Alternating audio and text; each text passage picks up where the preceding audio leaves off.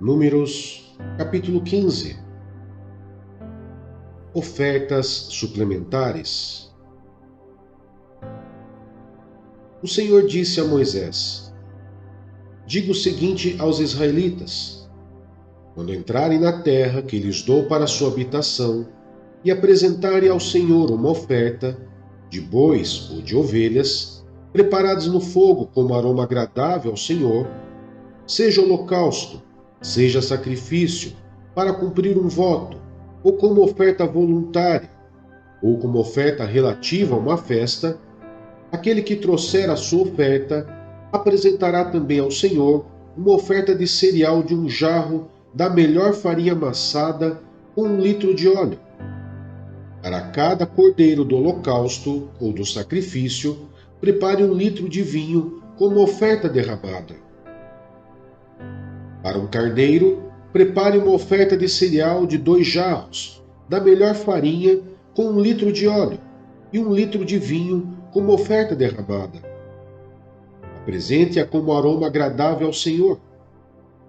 Quando algum de vocês preparar um novilho para o holocausto, ou para sacrifício, para cumprir voto especial, ou como oferta de comunhão ao Senhor, traga com o novilho uma oferta de cereal, de 3 jarros, da melhor farinha amassada, com meio galão de óleo.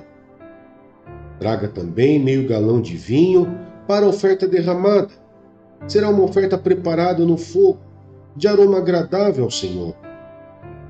Cada novilho ou carneiro, ou cordeiro ou cabrito, deverá ser preparado dessa maneira. Façam isso para cada animal, para tantos quantos vocês prepararem.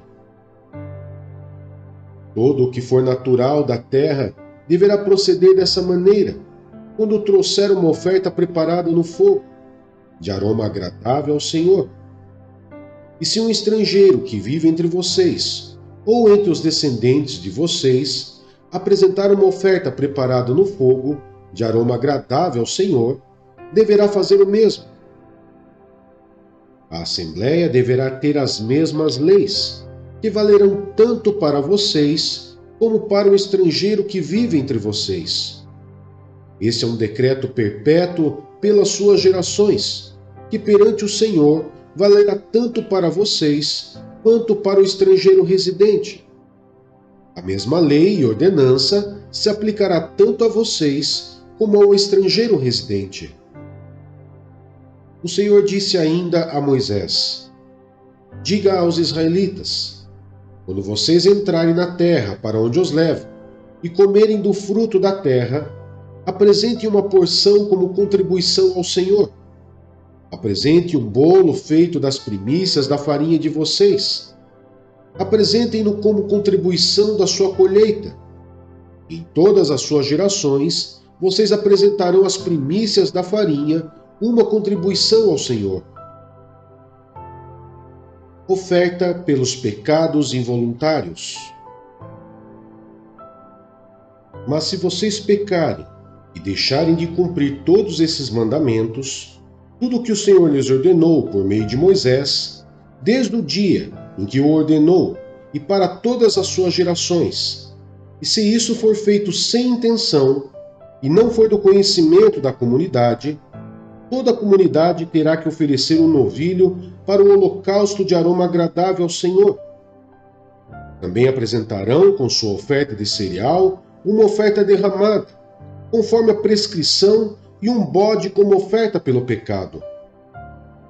O sacerdote fará propiciação por toda a comunidade de Israel, e eles serão perdoados, pois o seu pecado não foi intencional, e eles trouxeram ao Senhor uma oferta preparada no fogo e uma oferta pelo pecado. A comunidade de Israel toda e os estrangeiros residentes entre eles serão perdoados, porque todo o povo esteve envolvido num pecado involuntário. Se, contudo, apenas uma pessoa pecar sem intenção, ela terá que trazer uma cabra de 1 ano como oferta pelo pecado. O sacerdote fará propiciação pela pessoa que pecar, cometendo uma falta involuntária perante o Senhor, e ela será perdoada. Somente uma lei haverá para todo aquele que pecar sem intenção, seja ele israelita de nascimento, seja estrangeiro residente. Mas todo aquele que pecar com atitude desafiadora, seja natural da terra, seja estrangeiro residente, insulta o Senhor e será eliminado do meio do seu povo. Por ter desprezado a palavra do Senhor e quebrado os seus mandamentos, terá que ser eliminado. Sua culpa estará sobre ele. O castigo pela transgressão do sábado. Certo dia, quando os israelitas estavam no deserto, encontraram um homem recolhendo lenha no dia de sábado. Aqueles que o encontraram recolhendo lenha levaram-no a Moisés, a Arão e a toda a comunidade, que o prenderam, porque não sabiam o que deveria ser feito com ele. Então o Senhor disse a Moisés: o homem terá que ser executado. Toda a comunidade o apedrejará fora do acampamento. Assim, toda a comunidade o levou para fora do acampamento e o apedrejou até a morte, conforme o Senhor tinha ordenado a Moisés. As borlas das roupas. O Senhor disse a Moisés: diga o seguinte aos israelitas: façam borlas nas extremidades das suas roupas e ponham um cordão azul em cada uma delas. Façam isso por todas as suas gerações. Quando virem essas borlas, vocês se lembrarão de todos os mandamentos do Senhor, para que lhes obedeçam e não se prostituam nem sigam as inclinações do seu coração e dos seus olhos.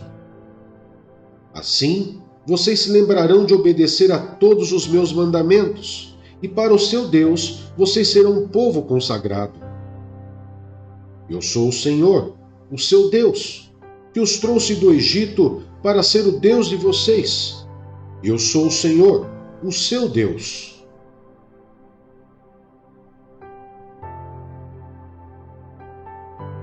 Salmos, capítulo 51. Tem misericórdia de mim, ó Deus, por teu amor. Por tua grande compaixão, apaga as minhas transgressões. Lava-me de toda a minha culpa e purifica-me do meu pecado.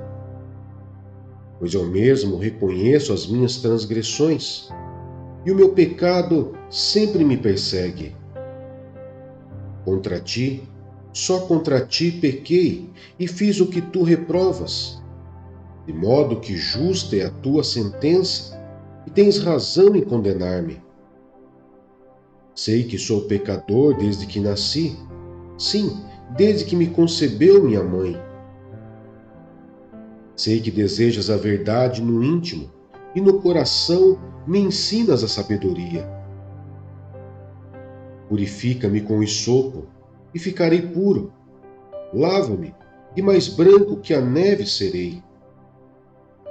Faze-me ouvir de novo júbilo e alegria, e os ossos que esmagaste exultarão. Esconde o rosto dos meus pecados e apaga todas as minhas iniquidades. Cria em mim um coração puro, ó Deus, e renova dentro de mim um espírito estável. Não me expulses da tua presença, nem tires de mim o teu Santo Espírito. Devolva-me a alegria da tua salvação e sustenta-me com o espírito pronto a obedecer.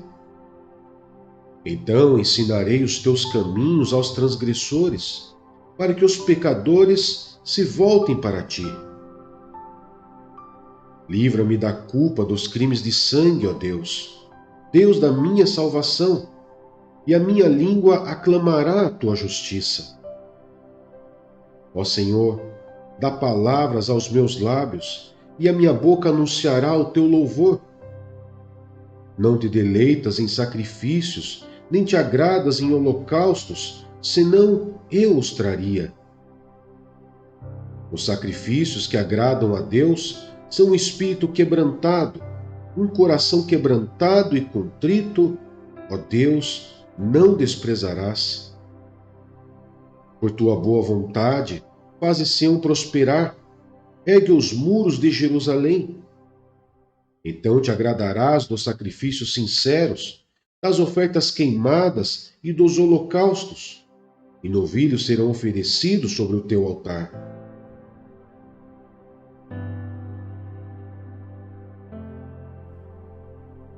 Isaías, capítulo 5. A canção da vinha. Cantarei para o meu amigo o seu cântico a respeito de sua vinha. Meu amigo tinha uma vinha na encosta de uma fértil colina. Ele cavou a terra, tirou as pedras e plantou as melhores videiras. Construiu uma torre de sentinela e também fez um tanque de prensar uvas. Ele esperava que desses uvas boas, mas só deu uvas azedas.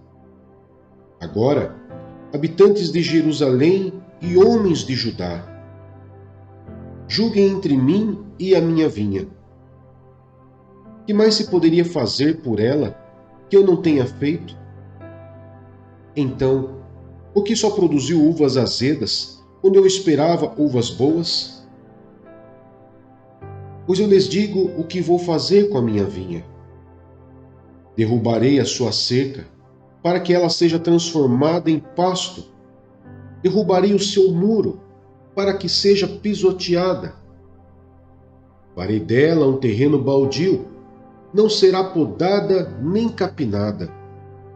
Espinheiros e ervas daninhas crescerão nela. Também ordenarei as nuvens que não derramem chuva sobre ela. Pois bem, a vinha do Senhor dos Exércitos é a nação de Israel, e os homens de Judá são a plantação que ele amava. Ele esperava a justiça, mas houve derramamento de sangue. Esperava a retidão, mas ouviu gritos de aflição. Ais e julgamentos.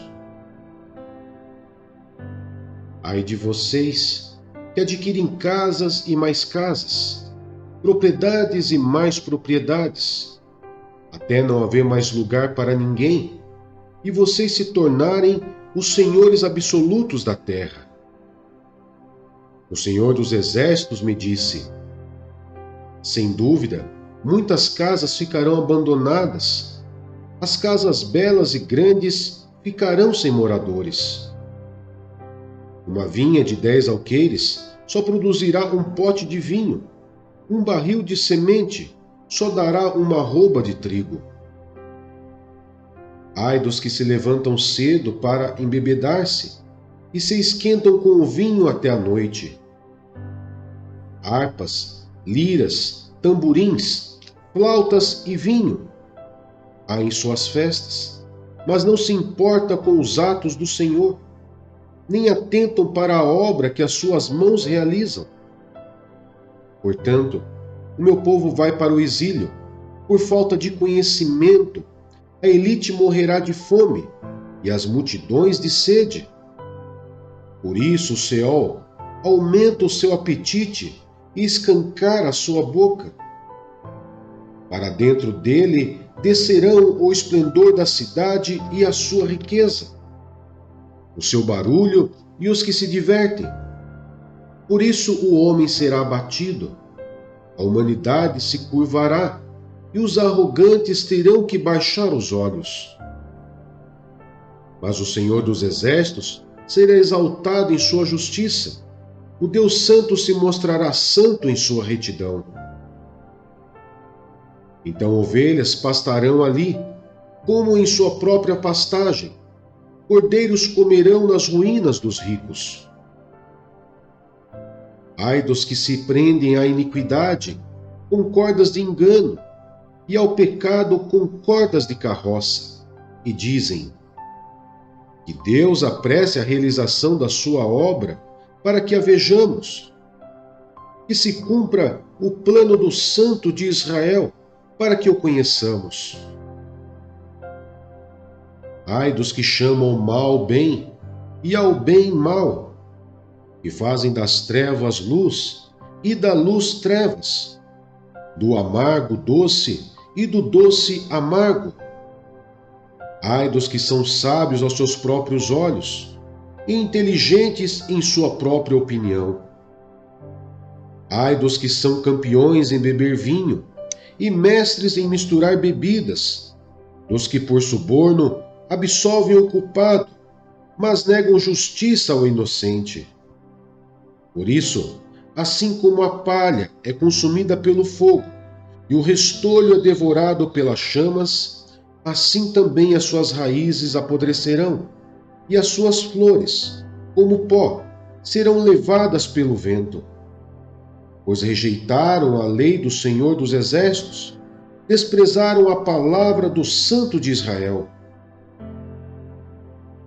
Por tudo isso, a ira do Senhor acendeu-se contra o seu povo, e ele levantou sua mão para os ferir. Os montes tremeram, e os seus cadáveres estão como lixo nas ruas. Apesar disso tudo, a ira dele não se desviou, sua mão continua erguida. Ele levanta uma bandeira convocando uma nação distante e assobia para um povo dos confins da terra. Aí vêm eles rapidamente. Nenhum dos seus soldados se cansa, nem tropeça. Nenhum deles cochila, nem dorme. Nenhum afrouxa o cinto. Nenhum desamarra a correia das sandálias. As flechas deles estão afiadas. Preparados estão todos os seus arcos. Os cascos dos seus cavalos são duros como pedra. As rodas de seus carros são como um furacão. O rugido deles é como o do leão. Rugem como leões ferozes. Rosnam enquanto se apoderam da presa e a arrastam, sem que ninguém possa livrá-la. Naquele dia, rugirão sobre Judá, como o rugir do mar. E se alguém olhar para a terra de Israel, verá trevas e aflição. Até a luz do dia será obscurecida pelas nuvens.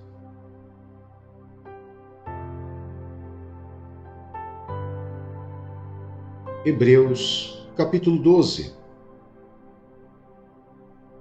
Portanto, também nós, uma vez que estamos rodeados por tão grande nuvem de testemunhas, livremo-nos de tudo o que nos atrapalha e do pecado que nos envolve, e corramos com perseverança a corrida que nos é proposta, tendo os olhos fitos em Jesus, autor e consumidor da nossa fé.